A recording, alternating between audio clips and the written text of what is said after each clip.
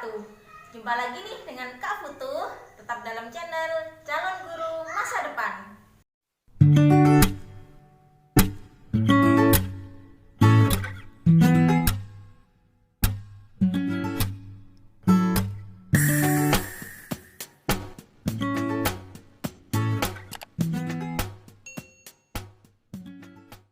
Halo adik-adik, bagaimana kabar kalian? Semoga selalu sehat ya. Pada masa pandemi ini kalian ngapain aja di rumah? Jangan sampai cuma tiduran ya. Mending dimanfaatkan untuk membuat sesuatu yang bermanfaat.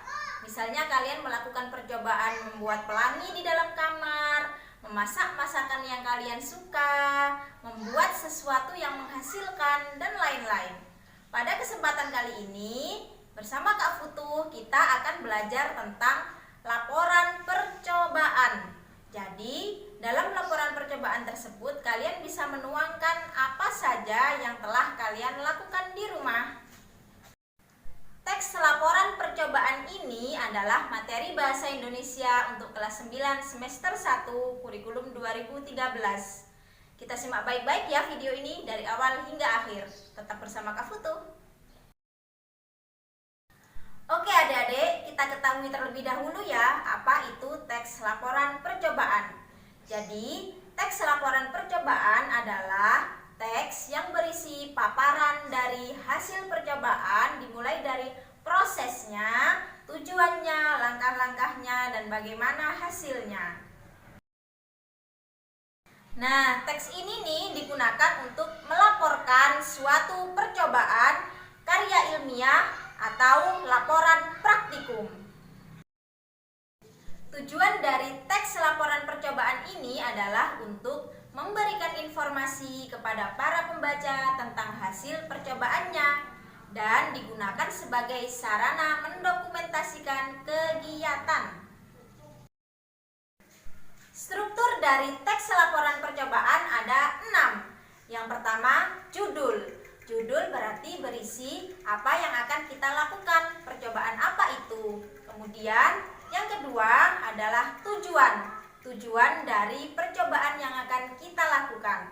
Ketiga yaitu alat dan bahan, apa saja yang dibutuhkan dalam percobaan. Struktur yang keempat adalah langkah-langkah. Di langkah-langkah ini kalian tuliskan proses percobaannya dari awal hingga akhir, step by stepnya ya adik-adik. Kemudian yang kelima adalah hasil dari percobaannya. Harus sesuai dengan percobaan. Hasilnya bagaimana? Harus sesuai dengan fakta ya adik-adik. Dan yang terakhir adalah simpulan. Simpulan ini berisi hasil keseluruhan dari percobaan. Selanjutnya kita ketahui ya apa saja ciri-ciri dari teks laporan percobaan. Yang pertama harus mengandung fakta. Untuk materi fakta, kalian bisa pelajari pada video Kak Futuh sebelumnya ya. Ciri dari teks laporan percobaan yang kedua adalah harus bersifat objektif. Maksudnya, kebenarannya bisa diakui oleh semua pihak. Jadi, harus sesuai dengan hasil percobaan ya. Jangan sampai hasil imajinasi. Ciri yang ketiga yaitu harus bersifat lengkap dan sempurna. Jadi proses dari percobaan itu dari awal hingga akhir harus ditulis dengan lengkap. Jangan setengah-setengah adik-adik. Dan ciri yang terakhir adalah disajikan secara menarik, menggunakan bahasa yang jelas, isinya berbobot dan logis, sehingga isinya bisa dipahami oleh pembaca.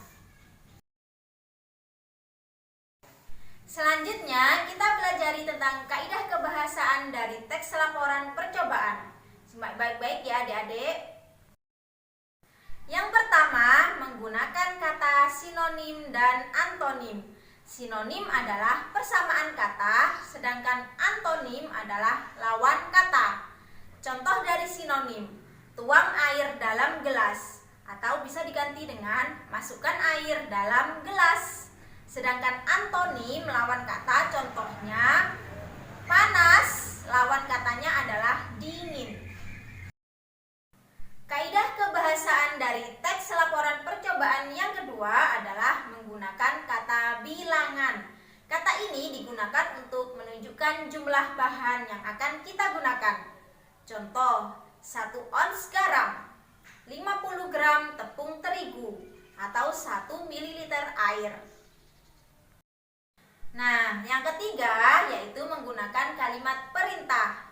Contohnya, siapkan, aduklah, biarkan, dan lain-lain. Kaidah kebahasaan teks laporan percobaan yang terakhir yaitu menggunakan kata hubung atau konjungsi. Contoh, tetapi, sedangkan, jika, maka, atau, dan lain-lainnya. Untuk materi kata hubung atau konjungsi, kalian bisa pelajari pada video Kak Futu sebelumnya ya. Baik adik-adik, agar kalian lebih paham mengenai materi teks laporan percobaan ini, kalian perhatikan contoh berikut ya. Baik adik-adik, perhatikan contoh teks laporan percobaan berikut. Pada teks ini memiliki 6 struktur. Yang pertama, judul. Judulnya adalah membuat telur asin.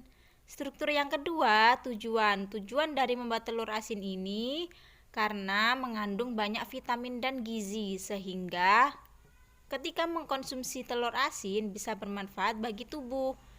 Lalu struktur yang ketiga adalah alat dan bahan. Alat apa saja yang dibutuhkan dan bahannya apa saja untuk membuat telur asin. Selanjutnya, langkah-langkah membuat telur asin. Di situ dijelaskan dari awal hingga akhir bagaimana cara membuat telur asin. Pada hasilnya di situ disebutkan bagaimana proses pembuatan telur asin itu bisa berhasil. Hasilnya seperti apa? Dijelaskan pada struktur hasil. Dan struktur yang terakhir adalah kesimpulan. Pada tahap kesimpulan ini, kita bisa menuangkan bagaimana hasil akhirnya atau hasil keseluruhannya. Jadi kesimpulannya, telur asin ini bisa dikonsumsi atau tidak. Apakah eksperimen kalian atau percobaan yang kalian lakukan sudah berhasil? Paham kan adik-adik? Demikian materi Bahasa Indonesia tentang teks laporan percobaan. Semoga adik-adik di rumah paham ya dengan apa yang Kak Futu sampaikan tadi. Jangan lupa dukung terus channel ini dengan cara like, komen, dan subscribe. Sampai jumpa di video selanjutnya ya. Assalamualaikum warahmatullahi wabarakatuh.